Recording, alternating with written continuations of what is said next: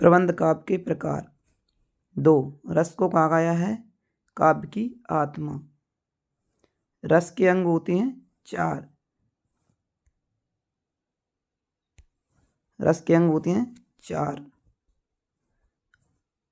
अनुभाव, विभाव, संचारी भाव, स्थायी भाव। रस के बिना काव्य माना जाता है नीरस। अर्थालंकार में चमत्कार किसके कारण होता है? अर्थ के कारण।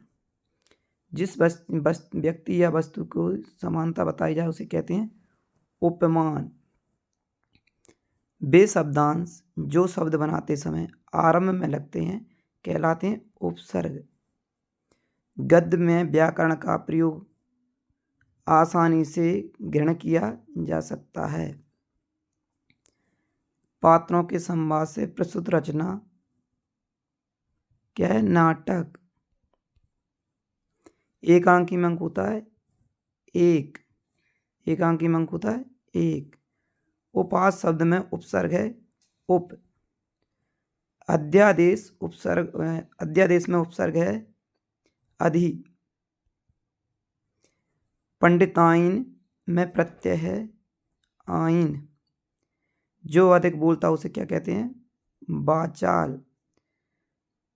समास के भेद होते हैं 6।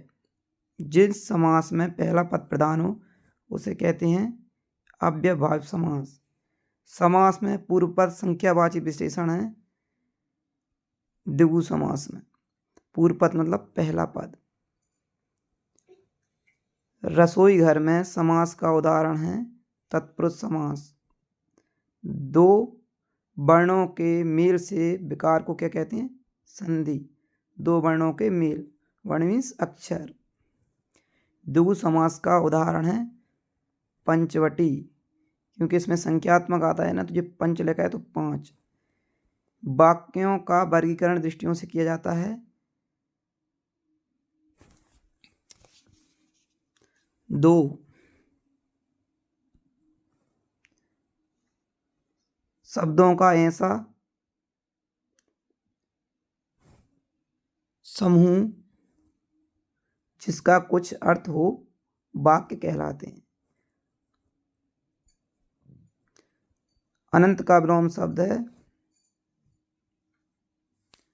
अनंत का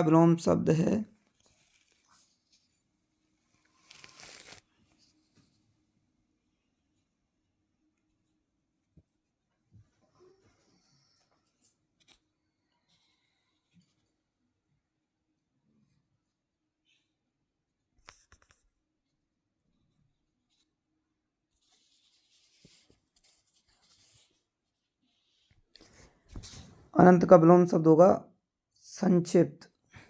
अनंत का विलोम शब्द है संक्षिप्त। अन्य भाषाओं के संपर्क के कारण हिंदी में आने वाले शब्द विदेशी शब्द कहलाते हैं।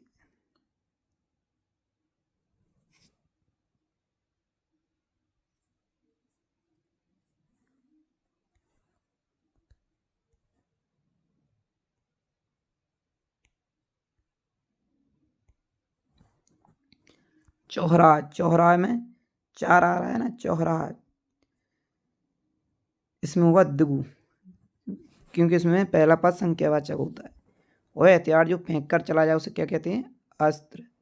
कमल का पर्यायवाची होता है पंकज। हिंदी साहित्य में सर्वाधिक लोकप्रिय कवि कौन है? रामचरितमानस। ठीक है, रामचरितमानस ये महाकाव्य के सबसे बड़े कवि हैं और ये सबसे बड़ा महाकाव्य।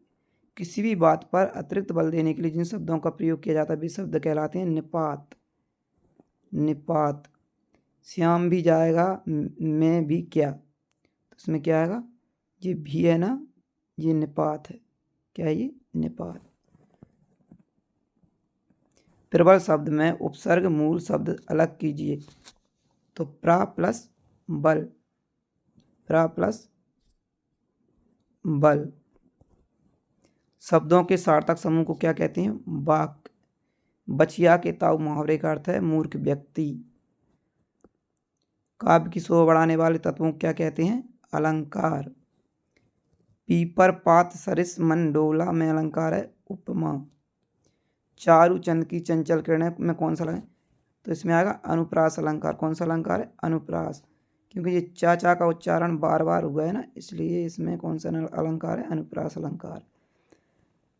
फूले कास सकल मही छाई, जनु वर्षाकृत प्रकट बुढ़ाई, इसमें कौन सा है, उत्प्रेक्षा अलंकार। ठीक है, ये लिखा है उत्प्रेक्षा। रघुपति राघव राजा राम में कौन सा अलंकार है, तो अनुप्रास अलंकार। इसमें रा का बार बार उच्चारण हुआ है, इसलिए इसमें कौन सा अलंकार है, अनुप्रास अलंकार।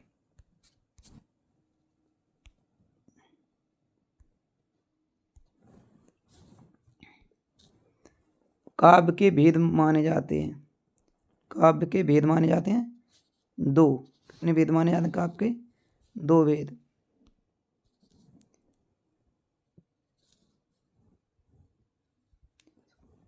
दो वेद कौन कौन से थे, श्रव्य काव्य और दृश्य काव्य। काव्य के वेदों के नाम क्या है, श्रव्य काव्य और दृश्य काव्य। जिस चीज़ को हम जैसे देख सकते हैं उसको क्या, कौन सा काव्य कहेंगे, देख सकें और सुन सकें उसको कहेंगे दृश्य काव्य। और जिस काव्य को हम अकेला केवल सुन सकते हैं ना कि देख सकें, उस काव्य को कहते हैं दृश्य काव्य। वीरगाथा काल का श्रेष्ठ कवि कौन है, पृथ्वीरासो। प्रेम मार्ग की शाखा के प्रतिनिधि कवि हैं जयसी। हिंदी साहित्य का स्वर्ण युग माना गया भक्ति काल को। हार शब्द उपसर्ग से जुड़कर भोजन का अर्थ देता है, तो आ। मान शब्द किस उपसर्ग से जुड़कर घमंड का अर्थ देता है, अभी। अभी में यदि मान जोड़ेंगे तो क्या जाएगा, अभिमान। भूगोल में एक शब्द लगाकर सही शब्द बनेगा भौगोलिक। किसी शब्द के अंत में जुड़कर अर्थ परिवर्तन करने वाले शब्दांश कहलाते हैं। किसी शब्द के में अंत मतलब वे होते हैं प्रत्यय, प्रत्यय अंत में जुड़ते हैं। दो वर्णों के मेल से होने वाले परिवर्तन क्या कहते हैं, संधि। संधि के प्रकार हैं तीन, स्वर संधि, व्यंजन संधि, विसर्ग संधि। समास के प्रकार हैं छह, तत्पुरुष समास, कर्मधारय समास, अव्ययभाव समास, द्विगु समास, द्वंद्व समास और बहुब्रीहि समास। किस समास में दोनों पद प्रधान होते हैं, द्वंद्व समास में। जैसे द्वंद्व समास का उदाहरण है माता और पिता, दोनों पद इसमें कैसे हैं, प्रधान। घनश्याम समास का उदाहरण है कर्मधारय।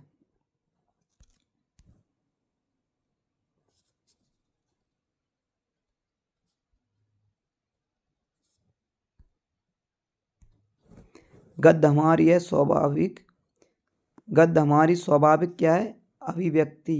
एकांकी अंक होता है एक। रिपोर्टाज शब्द है फ्रांसीसी भाषा का।